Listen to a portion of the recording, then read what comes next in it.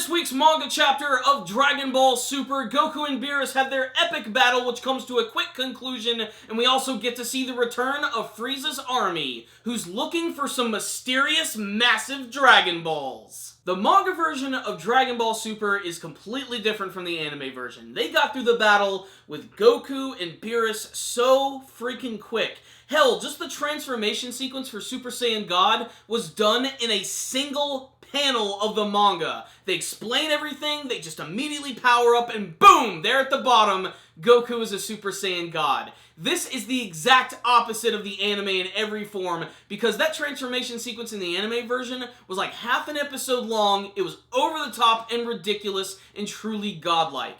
However, the more I read the manga version, the more I realize it's just sort of like a retelling, cutting out some of the smaller parts, and just getting right to the main bulk of the story. So, the battle between Goku and Beerus, it's okay. It's basically just a lot of good hand-to-hand combat, and them just knocking each other all across Earth. They get right to the end of the battle where Beerus is going to destroy him with this big energy attack. Goku hits him with a Kamehameha. That's the end of the battle. He gets knocked out, and then Beerus and Whis talk to him, and they explain about the whole universe thing that was explained in Battle of Gods. And I'm not sure if this was a mistranslation from what I was reading, but Beerus claims that Goku lives in the 7th universe, and that Beerus himself is the god from the 6th universe.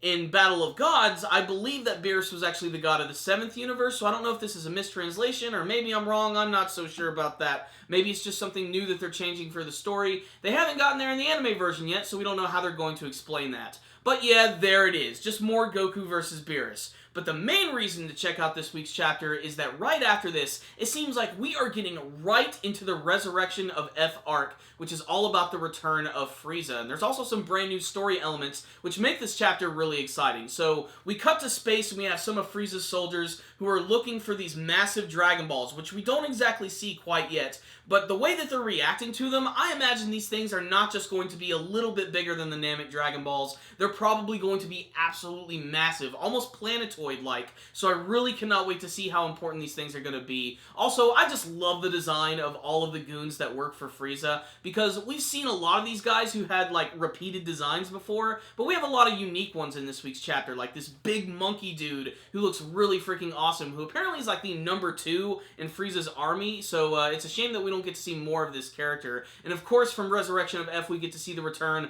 of Tagoma and Sorbet, and I don't know how quickly we're going to get into the Resurrection of F arc, because technically, we're going to need some Dragon Balls in order to get Frieza back. So we're going to have to wait a little while so that they'll recharge on Earth, and I'm imagining there's going to be maybe a small time skip, and this is just like a little tease to seeing these characters, which are going to appear in the manga version and in the anime version. But what's also really interesting is that all these goons that are looking for these Dragon Balls actually end up getting attacked by Champa and his attendants, because Champa apparently is collecting these Dragon Balls, but for what purpose? That is the greater question. I really cannot wait to learn a little bit more about Champa, because at the moment, it's a complete mystery. For all we know, he's just doing this to compete with the other gods of destruction. Maybe he's trying to get revenge against a certain one. He keeps mentioning Beerus, as almost as if they have some sort of rivalry going. Maybe that has something to do with the fact that they look very similar. They could be siblings. Do all of the gods from the other universes have the same design? Do they have like their own distinctiveness about them?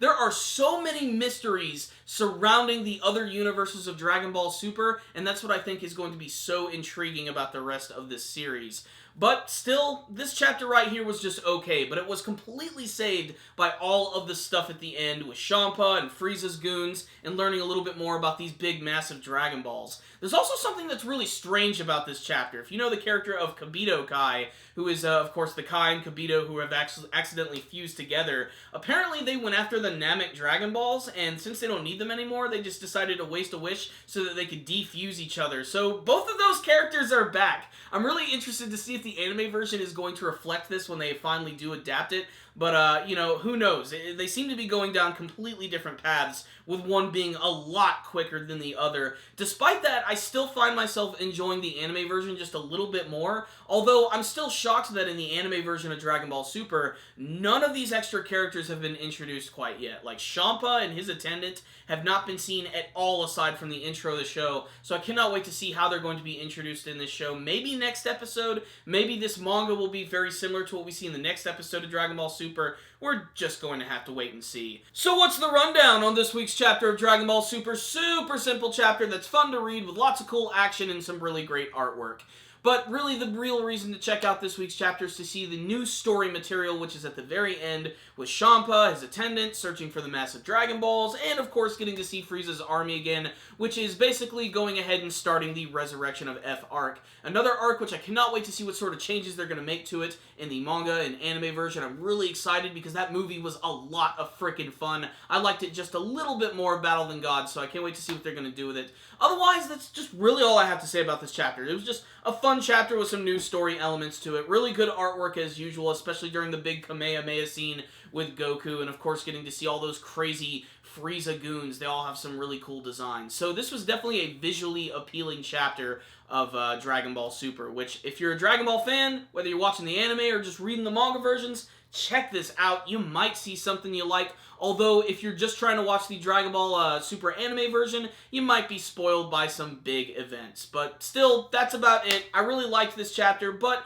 the battle between Goku and Beerus was a bit rushed, and I felt they could have done something a little more exciting with it. It was basically just more of a retread, so I am going to give this week's chapter a 4 out of 5, but I still really enjoyed reading it. It's definitely just an exciting manga, so check it out, Dragon Ball fans. Really good stuff. But before you guys leave, I want to hear your thoughts about this week's chapter of Dragon Ball Super, and you can tell me in the comments section below. What did you think about the battle between Goku and Beerus? We've seen it in 3 different formats. A movie, a manga, a TV show. Do you have a favorite version of their battle? And what do you think about these brand new Super Dragon Balls? Like, what are they going to do? What is Champa going to wish for?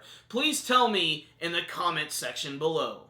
Thank you guys for watching this review. Make sure to like it, share it with your friends, and subscribe to the channel. That way you can see all of our latest anime and manga reviews. Thank you guys again for watching, and as always, stay dandy, baby!